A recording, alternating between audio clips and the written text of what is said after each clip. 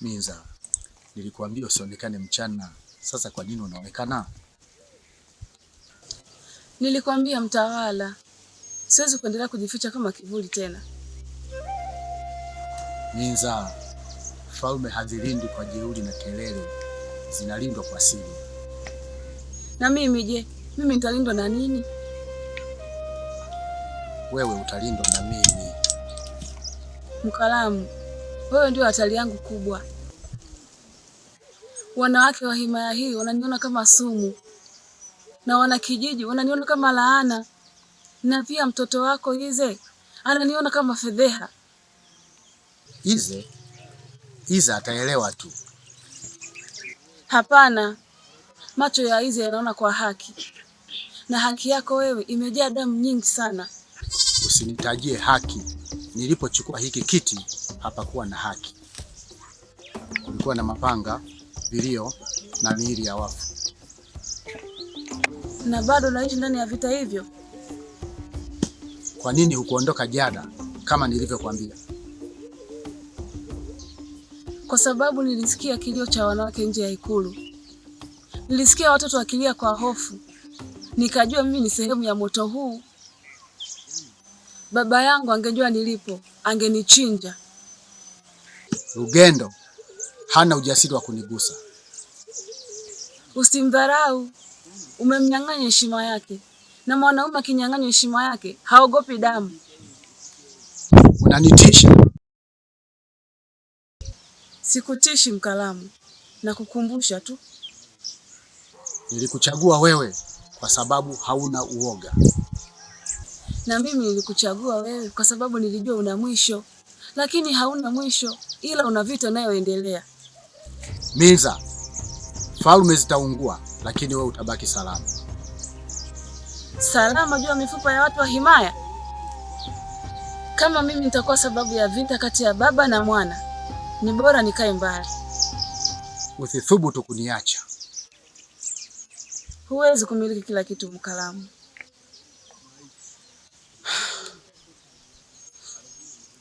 Ukimruhusu anione hapa, basi utakuwa umemuua mwanao mwenyewe.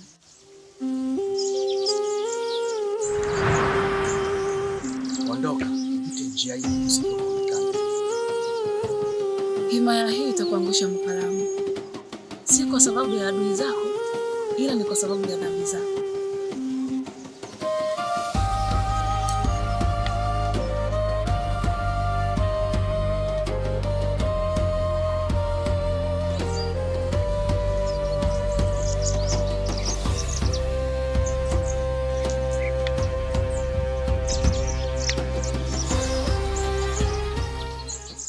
Enzi hailii, lakini leo nimehisi hofu.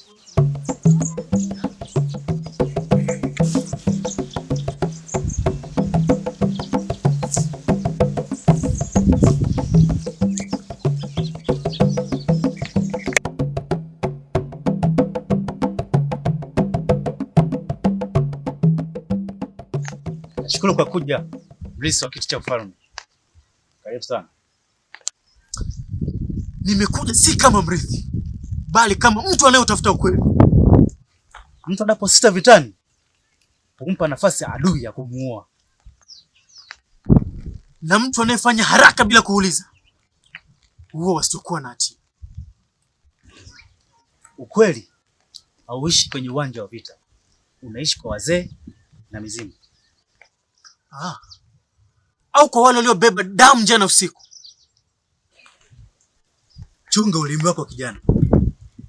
Unapozungumza juu ya damu, unanigusa moja kwa moja. Basi nitakuuliza moja kwa moja. Kwa nini Malo alikufa? Malo alikuwa mlinzi. Alitoka nje ya zamu yake. Na usiku humla mtu anayepotea. Na upanga wako ulikuwa wapi usiku? Upanga wangu uko pale mtawala anaponiagiza. Je, na kama mtawala anakosea? Mtawala hakosei, bali mtawala huamua. Basi damu ya Malo ni uamuzi. Unatafuta ukweli au unatafuta adui? Nataka ukweli, hata kama ni adui. Basi anza kuangalia nyumbani kwako. Unadhani naogopa? Kwa hiyo unanitisha? Na kukumbusha mipaka yako. Watoto wa enzi hawavuki mstari bila kujeruhiwa. Njoo mara nyingi, mtoto wa mfalme. Uwanja huu pokea wageni wenye maswali.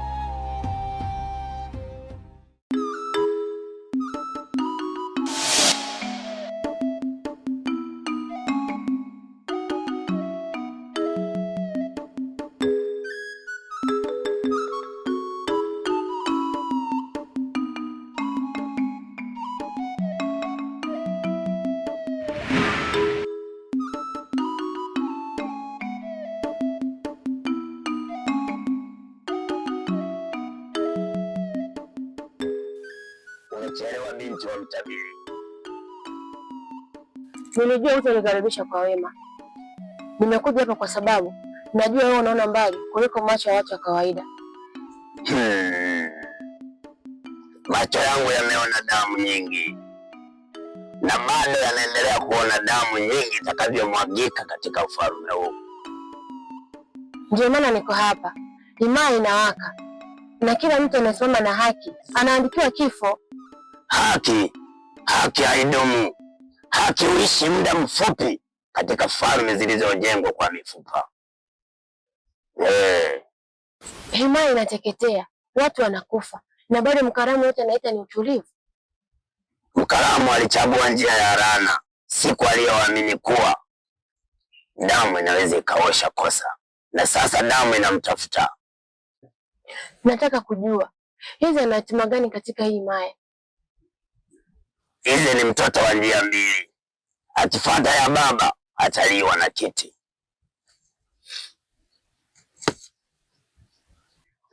akifuata ya haki ataliwa na damu ya karibu. Wewe ni sauti, na sauti hutangulia maporomoko. Mkaramu alinifukuza na akaniita laana, lakini laana haifukuzwi, hurudi. Basi kwa nini bado watu wanakuogopa? Kwa sababu ukweli niliyoubeba haupendwi na watawala. Wanaimaya hawafi tu kwa upanga, bali wanakufa katika siri iliyobebwa tumboni mwa ufalme. Siri gani hiyo? Kiti cha enzi cha Mkaramu kimefungwa kwa kiapo cha damu. Aha, kumbe ndio maana hizi anateswa. Ndiyo maana wewe unalengwa. Basi nisaidie, na sio kwa uchawi, bali ni kwa ukweli. Takupa neno moja tu. Usiku ambao Mkaramu ataanguka utakuwa ni usiku wa kilio kisichochagua damu. Nimekubali hatari, nitamsimamia hizi mwanzo hadi mwisho. Basi jiandae kupoteza kitu cha thamani, kwa sababu himaya haianguki bila sadaka. Ngolima, askari waaminifu hufikiria kabla ya kutii.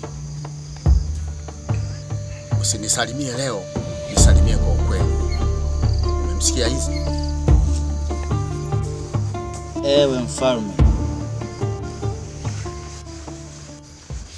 nimesikia sauti ya damu ya kifalme. Hiyo sio sauti ya damu, ni sauti ya uasi. Lakini ni mrithi wako mfalme.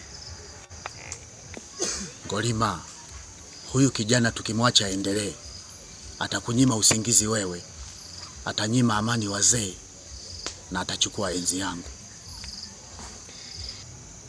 Unamaanisha nini ewe mtawala? Mrithi asiyetii enzi huzaa maafa. Mfalme, unaniomba ni mdhuru mwanao? Ngolima, we ni mkono wa chuma, na mkono wa chuma ukata kabla donda kuoza.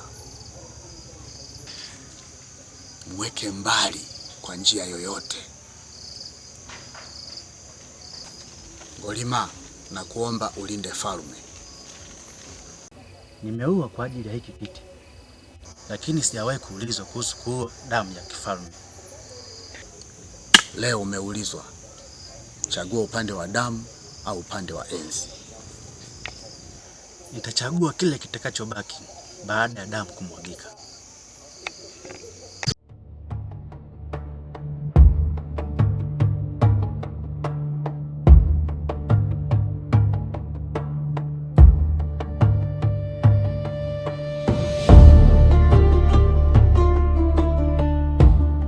Ndivyo mtumishi wa kweli anavyosema.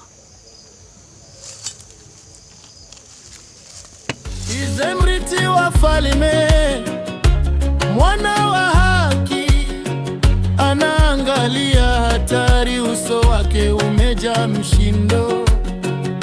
Mauaji ya kale, usaliti wa damu, yote yataisha mbele ya utabiti wake.